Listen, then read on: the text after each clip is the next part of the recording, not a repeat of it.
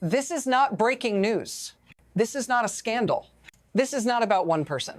What you're watching unfold looks like accountability. It looks like order reasserting itself. It looks like power finally working the way it's supposed to. But that's not what this is.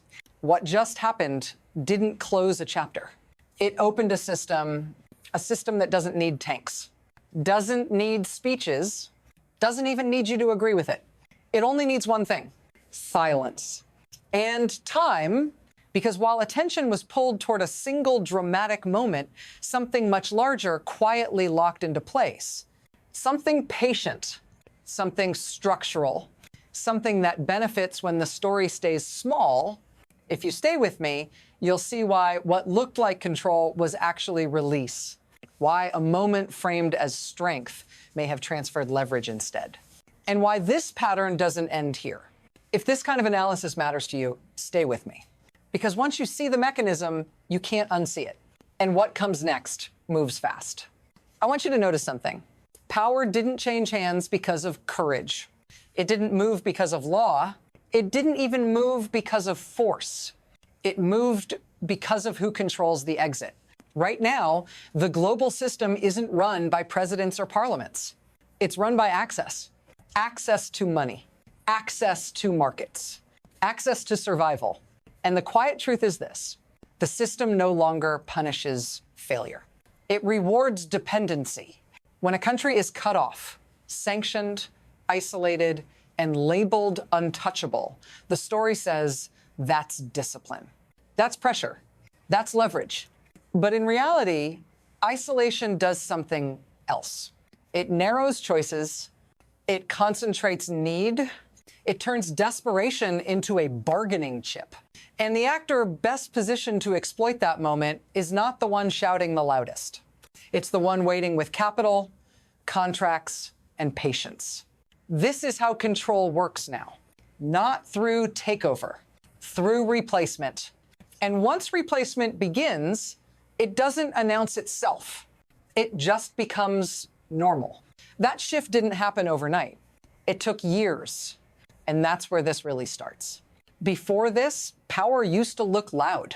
It announced itself. It arrived with conditions. It came with speeches about reform and timelines and benchmarks. And then, slowly, that changed. Not in one decision, not in one crisis, but through repetition. Before, when a country stumbled, help came with expectations. Open markets, transparent books, political reforms.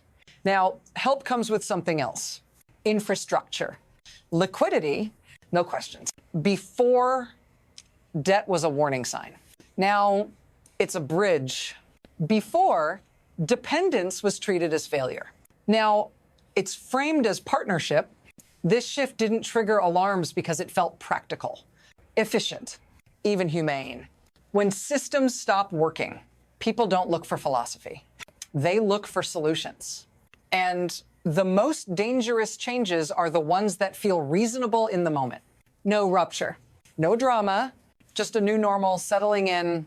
What used to be temporary became structural. What used to be leverage became reliance. And once that line is crossed, going back isn't a choice anymore, because the next moment doesn't arrive as a theory.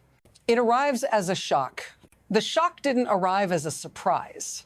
It arrived as confirmation, a single move, framed as justice.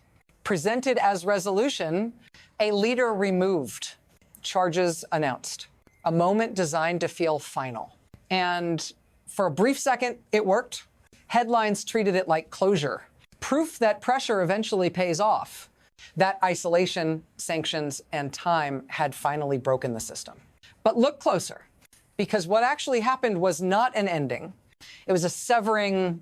The central node disappeared overnight, and nothing was ready to replace it. No unified alternative, no trusted successor. No institution strong enough to absorb the shock, just uncertainty. Markets froze, authority fractured, and a country already stretched thin slipped into suspension. This is the danger of treating a system like a person. Remove the face, and you assume the structure follows. It doesn't. If this analysis is useful to you, stay with me, because this wasn't a miscalculation at the margins. This was a stress test. And the results didn't favor the ones who pulled the trigger, because the moment the shock hit, something else activated. And that's where the real story begins. What activated wasn't chaos. It was a mechanism, quiet, pre-built, already in place. Because long before the shock agreements had been signed, pipelines mapped, ports financed, debts scheduled. This is how the system actually works. When money arrives without conditions, it doesn't disappear.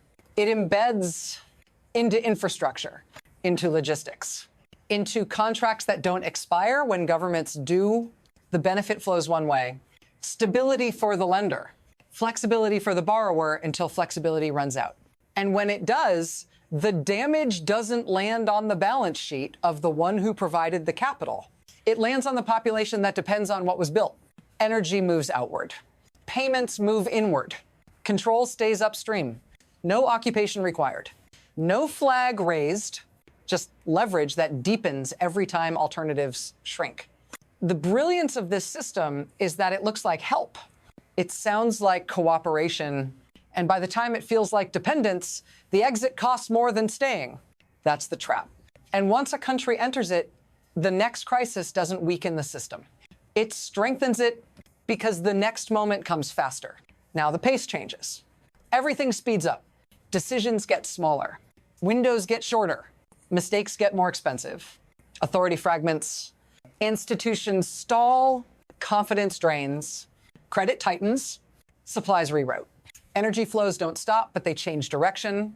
Not dramatically. Quietly. Each adjustment feels temporary.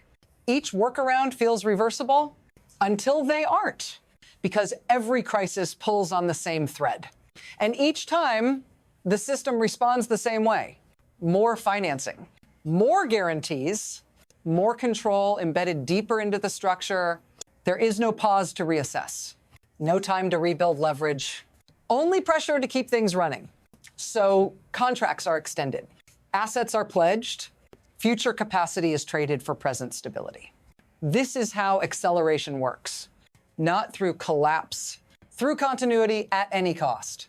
And the faster things move, the harder it becomes to ask who's steering. By the time anyone notices, the board is already surrounded, and the next phase doesn't announce itself as strategy. It shows up in daily life. This is where it reaches you.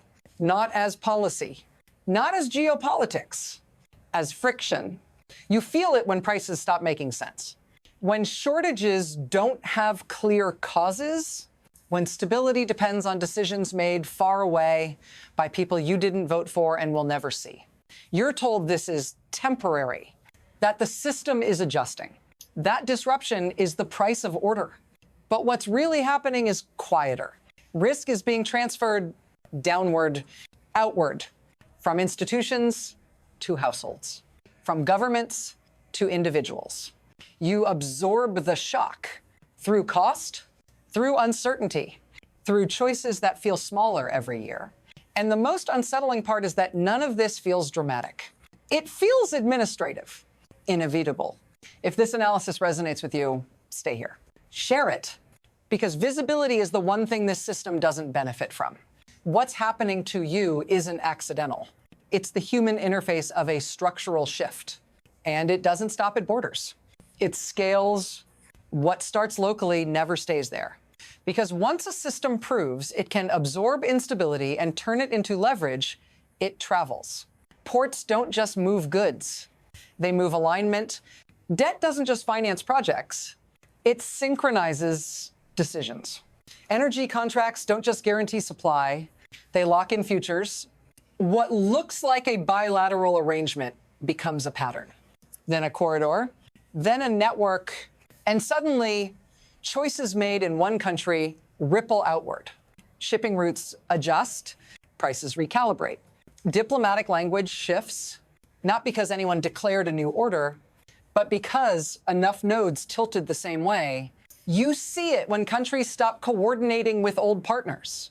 When votes at international forums drift without explanation. When non-alignment starts sounding like alignment with different terms. This isn't a block forming. It's gravity changing, and gravity doesn't announce itself. It just pulls. The danger isn't that this spreads. The danger is that it already has, and no one is sure how much of the system is still anchored to the old center. Because the next phase isn't about expansion. It's about momentum. This is where the future stops being abstract. From here, there are 3 paths. None of them are clean. All of them are already forming. The first is adjustment. Old powers adapt. They offer capital without ultimatums. They compete on infrastructure, not ideology. The system bends, but it holds. Influence becomes shared.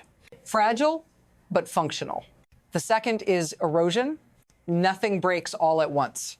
Institutions remain, but hollowed out. Rules exist, but enforcement fades. Countries drift not by choice, but by necessity. Dependence deepens quietly. The old order still speaks, but fewer listen. The third is rupture, a shock too large to absorb. A supply line snaps.